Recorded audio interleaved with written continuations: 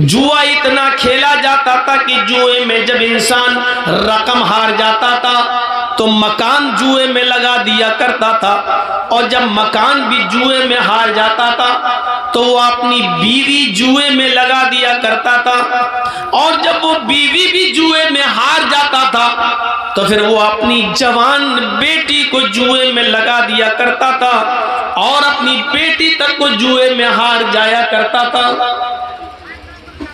जुए की ये शक्ल आज हमारे समाज में भी मौजूद है। ये अलग बात है, लोग मकान तक तो हार रहे हैं, रकम हार रहे हैं, मकान हार रहे हैं, बीवी नहीं लगाई जा रही है, बेटी नहीं लगाई जा रही है, लेकिन जुए की शक्ल आज हमारे समाज में मौजूद है। शराब इतनी पी जाती थी, मोहम्मद रसूलुल्लाह के आने से पहले शराब इतनी पी जाती थी कि वो लोग जब खाने के दस्तरखान पर खाना खाने के लिए बैठते थे तो पानी के बजाय शराब की बोतल, शराब का मग, शराब का जग, शराब का लोटा वो रख लिया करते थे, और जब खाना खाते खाते पानी पीने की जरूरत पड़ती तो पानी नहीं पीते, बल्कि मुंह का लुकमा जो हलक तक पहुंचा हुआ है उसको शराब पीकर वो हलक के नीचे उतारा करते थे। शराब खाने की जगह पर, खाने के दस्तरखान पर पानी की जगह पर शराब रखी जाती थी। शराब इतना पीते थे कि शराब पीने पर फख्र किया करते थे। उनके घर में जब कोई बच्चा पैदा होता तो वो बच्चा, लोग उस मुआशरे के, उस समाज के, उस पैदा होने वाले नवमौलूद उस बच्चे को पानी नहीं पिलाते, दूध का कतरा माँ अपनी पिस्तान के दूध का कतरा उसको नहीं देती, उसको शहद नहीं देती। सबसे पहले उस बच्चे के हलक में जो चीज डाली जाती पैदा होने के बाद, माँ के पेट से बाहर आने के बाद, वो शराब का कतरा होता, शराब की बूंदें होती। फख्र किया जाता कि मेरा घर में बच्चा पैदा हुआ और बाप दादा की वरासत को जिंदा रखा है, बाप शराबी है तो उसने अपने बेटे को भी पैदा होने के बाद सबसे पहले उसको जो घुट्टी दी है, उसकी रगों में सबसे पहले जो चीज पहुंचाई है, उसके पेट में सबसे पहले जो चीज गई है वो शराब के कतरे, शराब के ड्रॉप्स, शराब की बूंदें उसके हलक के अंदर गई, उसके पेट के अंदर पहुंची। ये शराब का चलन था। उनके घरों में जब कोई बेटी पैदा होती, जी हालत देखिए, उनके घरों में जब कोई बेटी पैदा होती तो उस बेटी के साथ ये जुल्म होता कि 4 साल तक तो उसकी परवरिश की जाती, 4 साल तक तो उस बच्ची को पाला जाता, उस बच्ची की देख रेख की जाती। जब वो बेटी 4 साल की हो जाती तब उसका बाप मेले के बहाने अपनी बच्ची को ले जाता, अपनी बीवी से कहता कि इसको नहलाओ, इसको धुलाओ, अच्छे कपड़े पहनाओ। माँ उसको नहलाती, धुलाती, काजल लगाती, सुरमा लगाती, अतर लगाती।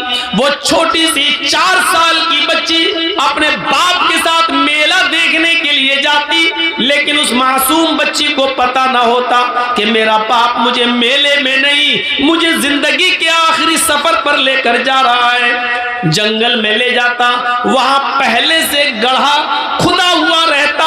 वो अपनी बेटी से कहता, बेटी इस गड्ढे में झांक कर देखो, तुम्हें तुम्हारी मां नजर आएगी। वो बेटी जब गड्ढे में झांक कर देखती, वो बेटी अपनी मां को देखने के लिए जब गड्ढे में झांकती तो पीछे से उसका शकीउल कल्ब बाप, पीछे से उसका जालिम बाप उसको धक्का दे देता और वो छोटी सी 4 साला बच्ची उस गड्ढे के अंदर गिर जाती। फिर ये पीछे नीचे जमीन से मिट्टी उठा उठा कर उस गड्ढे को पाटने लगता और अपनी 4 साल की बच्ची को उसी में दफन कर देता और आखिरी सांस तक वहीं रुका रहता। जब उसकी आखिरी चीख भी बंद हो जाती, जब उसकी बेटी मर जाती, तब वो वहां से आता और अपनी कौम के अंदर आकर, अपने समाज में आकर कर कहता, लोगों मैंने अपनी बच्ची को 4 साल के बाद दफन कर दिया है, मैंने अपनी बच्ची को गाड़ दिया है, मैंने अपनी बच्ची को जिंदा दफन कर दिया है। इस पर गर्व किया जाता, फख्र के साथ कहता कि मैंने अपनी बच्ची को गाड़ दिया। ये जिहालत थी। आज हमारे समाज में जिंदा तो दफन नहीं किया जाता, लेकिन माँ के पेट में अगर लड़की है और अल्ट्रासाउंड पर चेक करा के मालूम कर लिया कि पेट में पलने वाली बच्ची है, तो बाप और माँ दोनों मिलकर, मियाँ और बीवी, उस बच्ची को गिरा देते हैं, गर्भ साकित करा देते हैं, हमल इस्कात कर देते हैं और उस बच्ची को मार डाला जाता माँ के पेट में। वो जिंदा दफन करते थे, यहाँ माँ के पेट में ही मार दिया जाता है। बुखारी की हदीस है, जो बच्चे माँ के पेट में मार दिए जाते हैं, 1 दिन का हो, 2 दिन का हो, 1 महीने का हो, 2 महीने का अमल हो, जो बच्चे माँ के पेट में कत्ल कर दिए जाते हैं, इस्कात कर दिए जाते हैं, गिरा दिए जाते हैं, क़यामत के दिन अल्लाह ताला इस बच्चे को जिंदगी देगा, उसको जबान देगा, उसका हाथ, उसके पैर उसको देगा।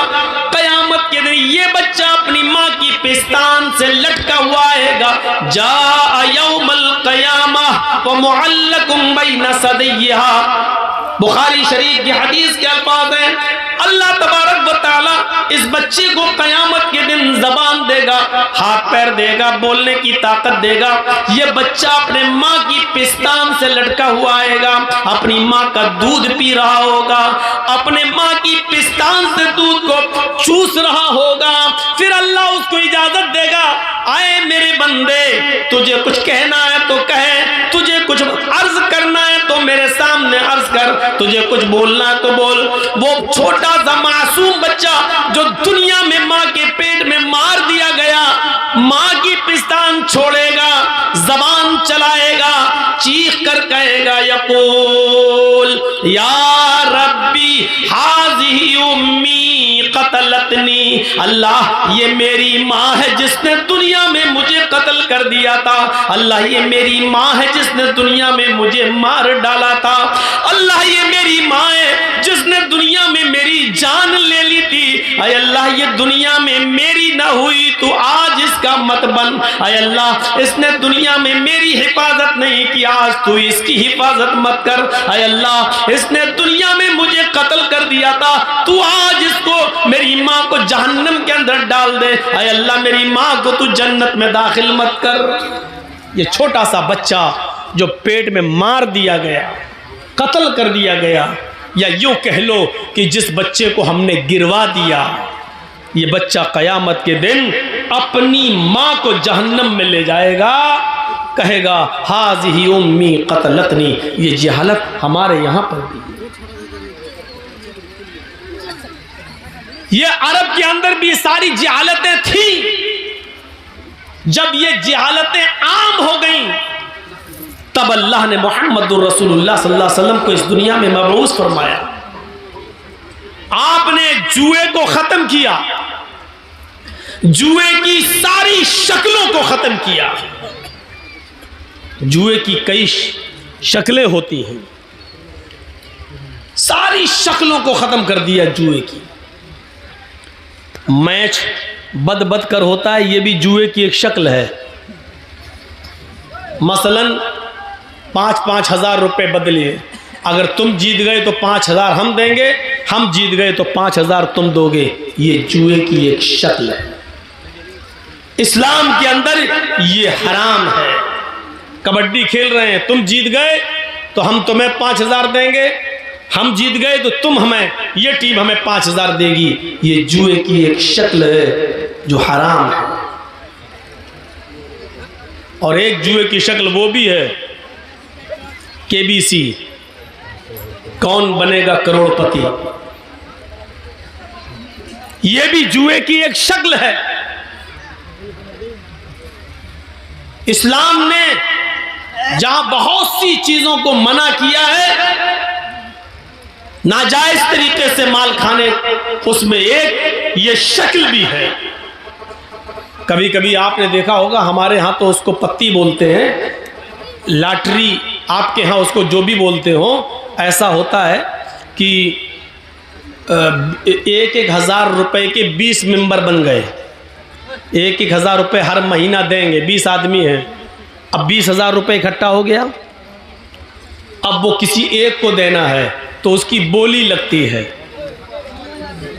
तो कोई कहता है साहब 16,000, कोई कहता है 18,000, कोई कहता है 15,000, यानी मुझे इतना दे दो।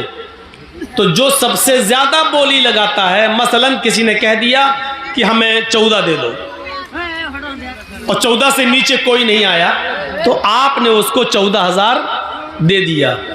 अब कितना बचा? आया 20,000, 1,000 सब ने दिया, आपको मिला कितना? 20 में 14,000 में पत्ती बिक गई, वो रकम बिक गई, आपने उसको दे दिया 14,000। अब बचा कितना? 6। वो 6,000 रुपये सारे कैंडिडेट में बराबर बराबर बांट दिए जाते हैं। ऐसे जो सबसे पहले खरीदता है उसको 14-15,000 मिलते हैं, और जो सबसे लास्ट में लेता है उसको पूरा 20,000 मिलता है। लेकिन हर महीने उसको प्रॉफिट मिलती रहती है, जितने में वो पत्ती बिकती है, वो रकम बिकती है, वो बराबर बराबर तकसीम होती रहती है। ये भी हराम कमाई की एक किस्म है, ये भी जुए की एक बदतरीन किस्म है, ये भी नाजायज और हराम माल की एक किस्म है जो आज चल रही है।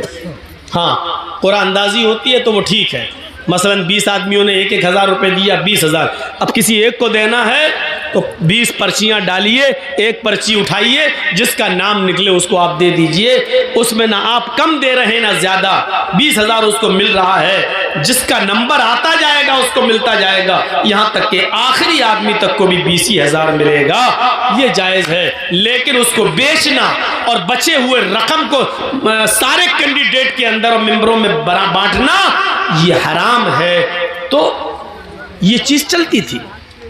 अल्लाह के नबी आए तो आपने जुए की सारी शक्लों को हराम करार दे दिया। इन्नमल खम्रु वल मैसिरु वल अंसाबु वल अज़लामु रिज्सुम मिन अमलि शैतान फज्तनिबूहु लअल्लकुम तुफ्लिहून।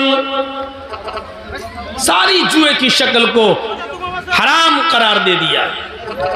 उसके बाद शराब नोशी, जिसमें अरब की कौम पड़ी हुई थी, खुद अल्लाह के नबी जनाब मोहम्मद रसूलुल्लाह सल्लल्लाहु अलैहि वसल्लम को नबी बन जाने के बाद भी, नबूवत मिल जाने के बाद भी कई साल लग जाते हैं शराब की हुर्मत का ऐलान करने में, क्योंकि शराब इतना ज्यादा पीते थे अरब के लोग कि अल्लाह के रसूल आसानी के साथ इस शराब को हराम नहीं कर पाए।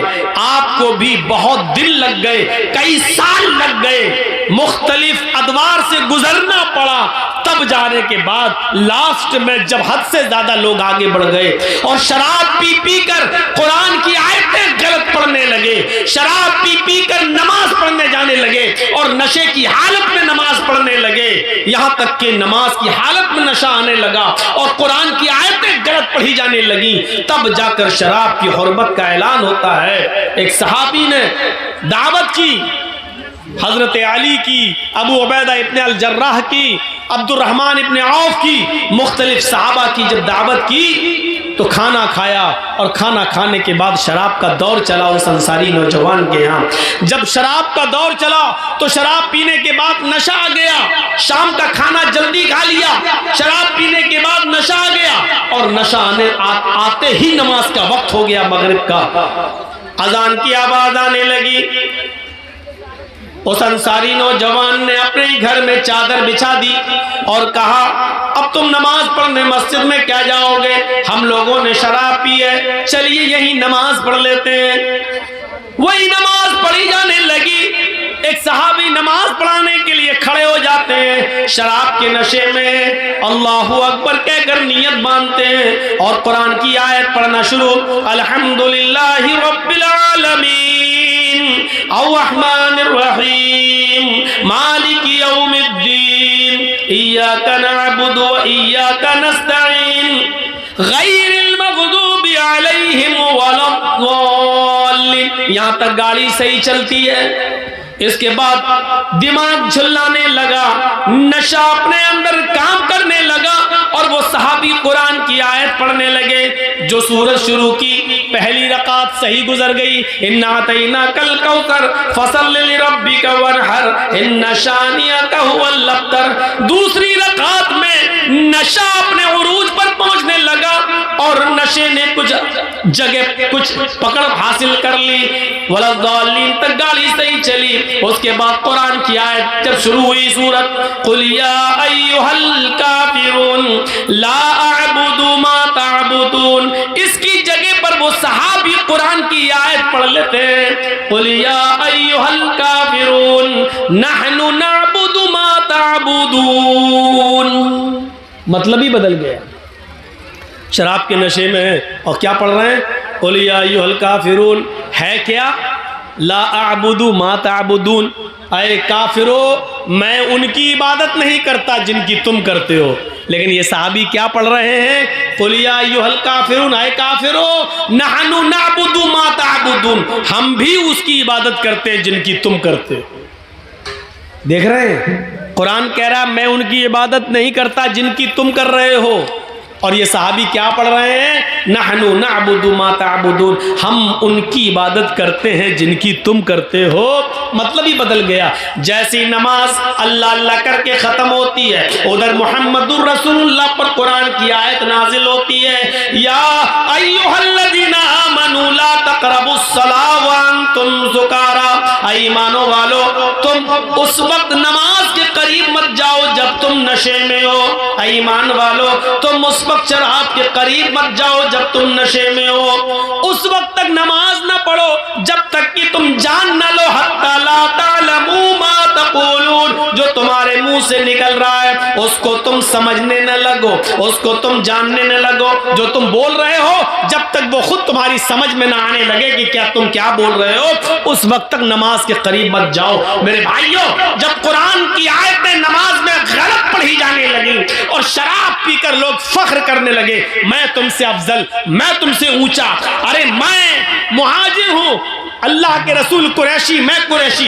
अल्लाह के रसूल बनु हाशिम में, मैं बनु हाशिम का, तुम अंसारी हो, तुम जाहिल हो, तुम नीची कौम के लोग हो। जब आपस में फख्र गुरूर होने लगा, शराब के नशे में एक दूसरे पर फौकियत दिखाने लगा कि मैं तुमसे अफजल, मैं तुमसे अफजल, तब कुरान की आयत नाजिल होती है, इन्नमल खम्रु वल मैसिरु वल अंसाबु वल अज़लामु रिज्सुम मिन अमलि शैतान, और पूरी जिंदगी के लिए शराब की हुर्मत का ऐलान कर दिया जाता है। अब गवारा नहीं है, क्योंकि जिस चीज को मिटाने के लिए, जिस जहालत को खत्म करने के लिए अल्लाह के नबी इस दुनिया में आए, वही चीज चलने लगी है। इस्लाम में ऊंचा नीचा कोई चीज नहीं है, इस्लाम में तेरा मेरा कोई चीज नहीं है, इस्लाम में अमीरी और गरीबी कोई हैसियत नहीं रखती है, इस्लाम में सब बराबर हैं। तुम शराब पीकर एक दूसरे पर फख्र करते हो कि मैं तुमसे अफजल हूं, मैं तुमसे अच्छा हूं, मेरी कौम तुमसे, तुम्हारी कौम से अच्छी कौम है, मेरी कौम सबसे अफजल कौम है,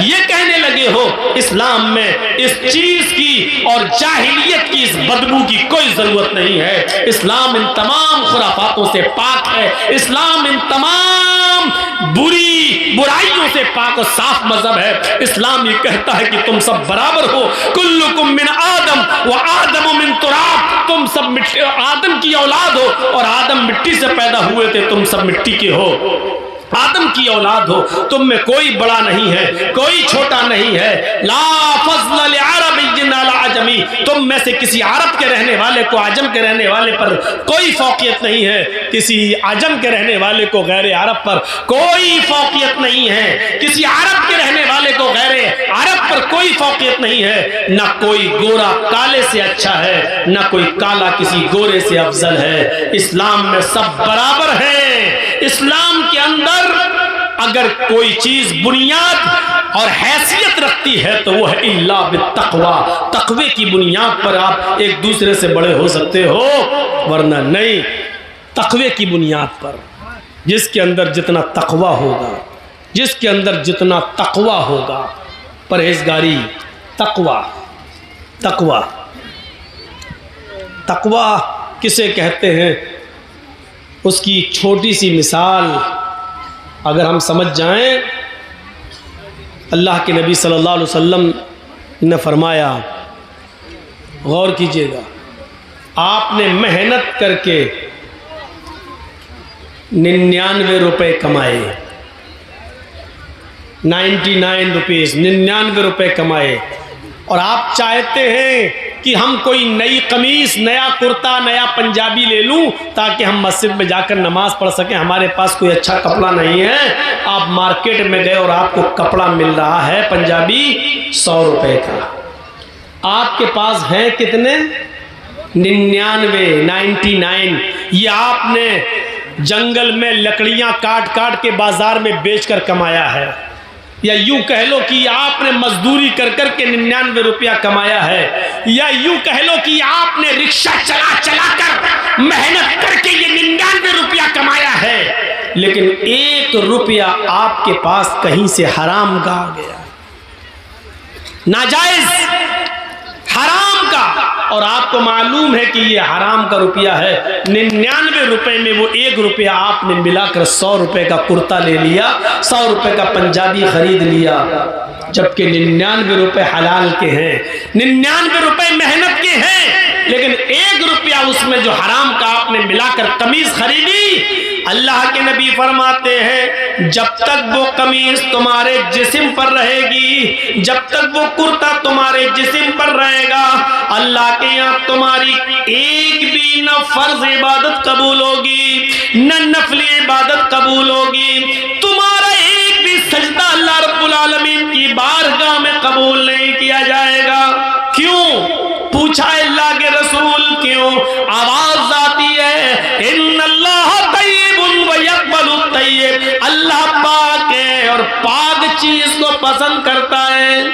अब आप सोचो कि 99, अरे भाई 99 में 1 हराम का मिल गया तो क्या हुआ, 99 तो हलाल के थे। तो आप इसको यूं सोच लो कि आपके पास एक बाल्टी पानी रखी हुई है, पूरा आपने अभी इसको नल से निकाला है, अभी आपने इसको हैंड पाइप चलाकर खींचा है, ये पानी है, और आपकी आंखों के सामने उसमें पेशाब का एक कतरा चला जाए, पेशाब की सिर्फ एक बूंद चली जाए, तो ईमानदारी के साथ बताइए, क्या वो आप पानी पिएंगे, या उस पानी से आप नहाएंगे, या उस पानी से आप कपड़ा धुलेंगे?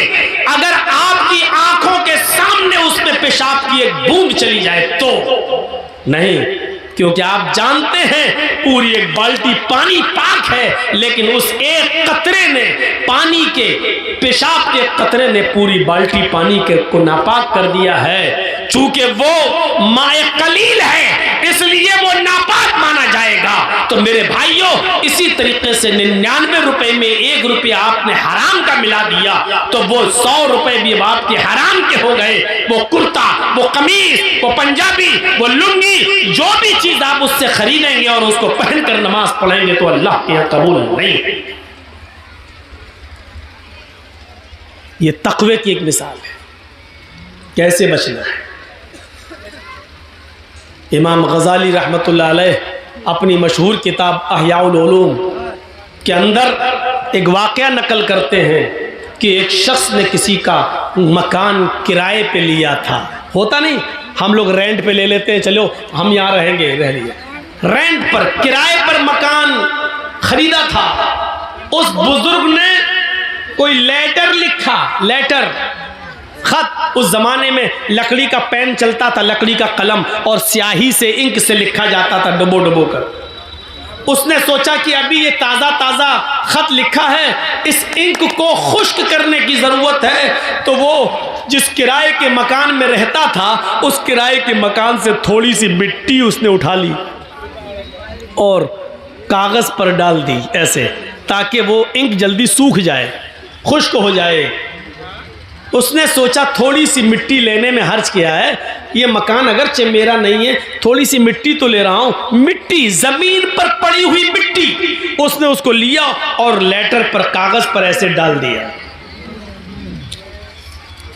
रात में उस बुजुर्ग ने ख्वाब में देखा कि उसके ख्वाब में कोई फरिश्ता आ रहा है और उस बुजुर्ग से कह रहे हैं, तुमने किसी के मकान पर किराए पे रहते हो तुम, ये तुम्हारा मकान नहीं है, तुमने इस मकान से थोड़ी सी मिट्टी लेकर जो कागज पर डाल दी है, कयामत के दिन तुम्हें पता चल जाएगा ये थोड़ी सी मिट्टी लेने का अंजाम क्या होता है। सोना नहीं लिया था, चांदी नहीं ली थी, दौलत नहीं चुराई थी, घर के जिस मकान में रह रहा उस मकान की कच्ची जमीन से थोड़ी सी मिट्टी उठाई थी और स्याही को, इंक को खुश करने के लिए कागज पर डाली थी। ख्वाब देख रहा है, कयामत के दिन तुम्हें पता चल जाएगा दूसरे के मकान से थोड़ी सी मिट्टी लेने का अंजाम क्या होता है। मिट्टी ली तब ये हाल। जो दूसरों की दौलतों पे कब्जे कर रहे हैं वो अपना अंजाम सोचें, जो दूसरों की जमीन और जायदाद को हड़प कर रहे हैं वो अपना अंजाम सोचें, जो दूसरों की जमीन और जायदाद पर कब्जे कर रहे हैं वो अपनी फिक्र करें, जो अमानतों में खयानत कर रहे हैं, यतीमों, गरीबों, बेवाओं, मिस्कीनों और फकीरों का हक मार रहे हैं, वो अपना अंजाम सोचें। हक मारने की कई किस्में हैं। आप साहिब हैसियत है और ज़कात नहीं देते तो ये भी हक मारना हुआ है। आपके पास 1 लाख रुपया है और उस 1 लाख रुपए पर 1 साल गुजर चुकी है, अगरचे उस 1 लाख रुपए में 7.5 तोले सोना यानी 85 ग्राम सोना नहीं आ रहा है, लेकिन 52.5 तोले चांदी तो आ सकती है। यानी 1 लाख रुपए में 52.5 तोले चांदी आ सकती है और इतना पैसा तुम्हारे पास है और 1 साल गुजर चुकी है तो आप पर 1 लाख रुपए में 2,500 रुपए ज़कात बनती है जो आप गरीबों को देंगे। अगर आप नहीं देते हैं तो ये गरीबों का हक मार रहे हैं। जब छोटी सी थोड़ी सी मिट्टी लेने का अंजाम ये है तो आप गरीबों का, मिस्कीनों का हक मारकर ज़कात अदा नहीं कर रहे हैं, तो हम और आप अपने अंजाम के बारे में फिक्र लगाएं कि हमारा और आपका अंजाम क्या होगा अगर हम अपने माल की पूरी पूरी ज़कात नहीं देते हैं। तो यह हक मारना ही है। शराब की हुर्मत का ऐलान करते हैं अल्लाह के नबी सल्लल्लाहु अलैहि वसल्लम। लड़कियों को जो जिंदा दफन किया जाता था, आपने लड़कियों के मकाम और मर्तबे को बुलंद किया। किसी हदीस में नहीं आता जो अपने लड़कों को पालेगा, पोसेगा, पढ़ाएगा, लिखाएगा और उनका निकाह कर देगा, अल्लाह उसको जन्नत में मेरा पड़ोसी बनाकर रखेगा। ये कहीं नहीं कहा तो अल्लाह के नबी ने क्या कहा? जिन लड़कियों को जिंदा दफन कर दिया जाता था, 4-4 साल पाल पोस कर जिनको पकड़कर दफन कर दिया जाता था, नबी अकरम सल्लल्लाहु अलैहि वसल्लम उन लड़कियों को इज्जत देते हैं जिस बाप की 3 बेटियां होंगी और जिसने उनको पाला होगा, बड़ा किया होगा, उनको पढ़ाया होगा, उनको अच्छा अदब सिखलाया होगा। अल्लाह के नबी फरमाते ये तीनों बच्चियां, फिर उसने जिनकी शादी कर दी होगी, उन बच्चियों का निकाह कर दिया होगा, उनका घर बसा दिया होगा, उनको दीनदार लड़कों के निकाह में दे दिया होगा। कयामत के दिन ये बच्चियों का बाप इन 3 लड़कियों की शादी कराने वाला कयामत के दिन मेरा पड़ोसी बनकर रहेगा। फिर आपने फरमाया जिसकी 2 बेटियां हैं, 2 बेटियों को पढ़ाने और लिखाने वाला भी कयामत के दिन मेरा पड़ोसी बनकर रहेगा। फिर एक सहाबिया उठी, रोती हुई कहने लगी, अल्लाह के नबी मेरे पास तो 3 बेटियां नहीं है, 2 भी नहीं है, मेरे पास तो एक ही है। अल्लाह के नबी फरमाते हैं एक बेटी को ही पढ़ा लिखा, अच्छा अदब सिखला, उसकी शादी किसी दीनदार लड़के के साथ बालिग हो जाने के बाद कर दे, वो एक बच्ची की परवरिश करने वाला भी कयामत के दिन मेरा पड़ोसी बनकर रहेगा। मेरे भाइयों, जन्नत की बशारत लड़कियों की परवरिश पर अल्लाह के नबी सल्लल्लाहु अलैहि वसल्लम दे रहे हैं। यहां हम अंदाजा लगाएं कि अल्लाह इस्लाम ने लड़कियों को क्या इज्जत दी है, क्या इज्जत।